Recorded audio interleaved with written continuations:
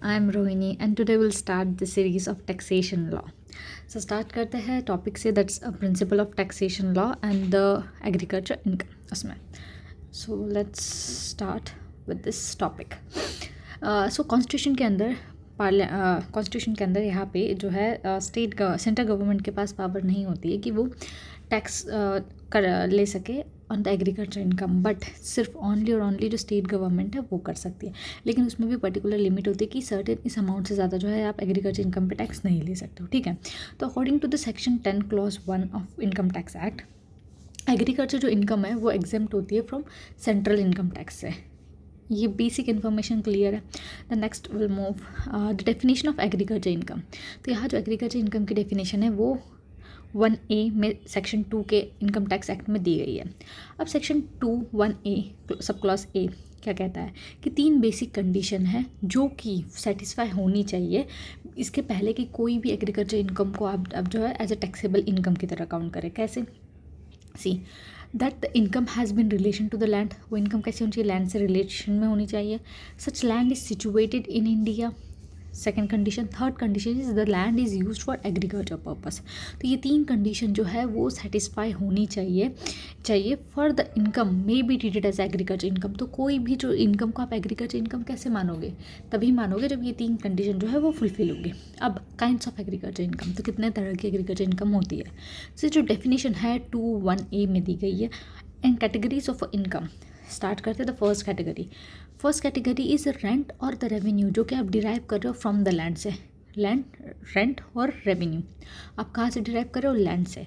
तो रेंट और रेवेन्यू जो आप डिराइव कर रहे हो लैंड से वो कहाँ होना चाहिए? इंडिया में सिचुएटेड होना चाहिए और उसका यूज़ होना चाहिए एग्रीकल्चर पर्पज़ के लिए. तो तभी वो वहाँ से जो इनकम आएगी उसको हम एग्रीकल्चर इनकम की तरह कंसिडर करेंगे.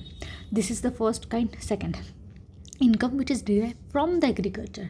मतलब जैसे मान लीजिए for example the income from the sale of standing crop. आपके लेट्स से एग्रीकल्चर फील्ड है उसमें कोई स्टैंडिंग क्रॉप है, लेट्स से वीट ओके या cotton.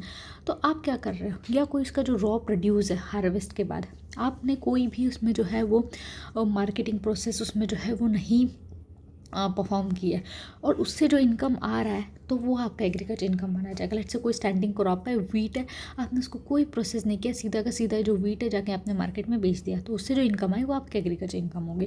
Then third kind is income derive from the land by performing any process. मतलब आपने क्या किया कि डायरेक्टली उसे नहीं बेचा, आपने बीच में जो एक प्रोसेस की उसके बाद आपने उसको बेचा. किस for what? To render the process fit to be taken into the market. अब जैसे ओट्स हो गया तो it can not be directly sold without processing, इसीलिए उसे एग्रीकल्चर इनकम मानेंगे. Then the fourth kind is income derive from the sale of produce. मतलब जो भी आपका प्रोड्यूस हुआ है उसको आप सेल करके आपको जो भी इनकम आ रही है. Any income from the sale of produce of any land जो कि सिचुएटेड है इंडिया में और यूज़ किस चीज़ के लिए हो रहा है? For the agriculture purpose to the cultivator or the receiver.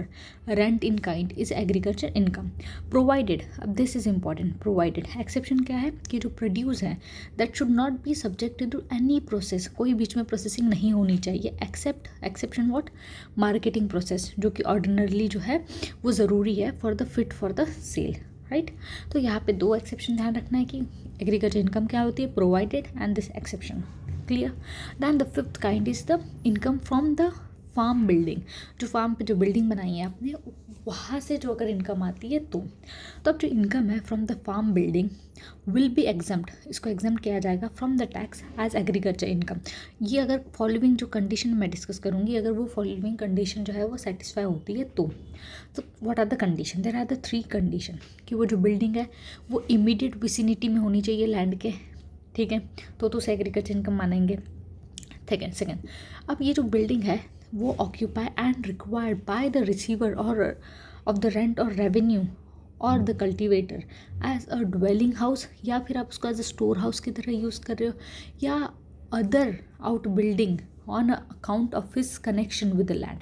या तो आप उसे स्टोर हाउस की तरह यूज़ कर रहे हो या फिर वो जो है उसका कनेक्शन है लैंड के साथ ही, तो फिर आपको एग्जम्पशन मिलेगा टैक्स में एज अ, क्योंकि उसे एग्रीकल्चर इनकम माना जाएगा. थर्ड कंडीशन क्या है कि अगर जो लैंड है either assessed to the land revenue in India और that subject to the local rate जो यहाँ पे असेस्ट किया गया है by the officer of that government. ठीक है.